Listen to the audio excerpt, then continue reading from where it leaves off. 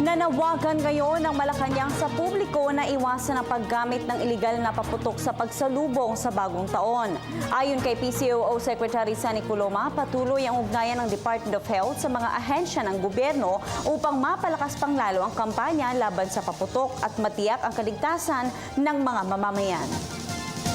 Ilang araw bago natin ipagdiwang ang pagsapit ng bagong taon, patuloy ang panawagan ng pamahalaan sa lahat ng ating mga mamamayan na makiisa sa pag-iwas sa paggamit ng makapaminsalang paputok at salubungin ang taong 2016 ng ligtas at malayo sa anumang kapahamakan.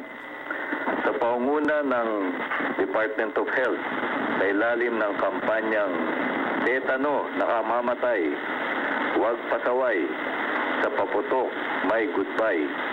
Muli nating pinaalalahanan ng mga kababayan, lalo tigit ang mga magulang na bantayan ang kanilang mga anak sa paggamit ng mga paputok at himukin silang gumamit ng mga alternatibo at ligtas na pamaraan ng pag-iingay tulad ng torotot, musika, kaldero at maging ang pagdaraos ng kasiyahan sa kalye o street parties bilang pagsalubong sa bagong taon. Patuloy ang pakikipagtulungan ng DOH sa iba pang ahensya ng pamahalaan tulad ng DILG, DTI at ang pambansang pulisya upang mapigilan pa ang pagbebenta ng iligal na paputok at mabawasan ang maaaring maging biktima nito at maipamulat sa mga magulang ang panganib na dulot ng mga paputok sa buhay ng kanilang mga anak.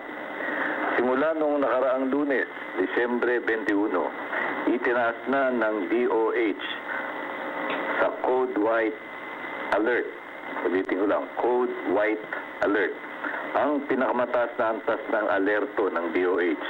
Ang lahat ng pampublikong pagamutan at pasilidad sa buong bansa upang mabigyan ng agarang tulong ang lahat ng ating mga kababayan na mangangailangan ng tulong medikal sa panahon ng Kapaskuhan at pagpasok ng bagong taon.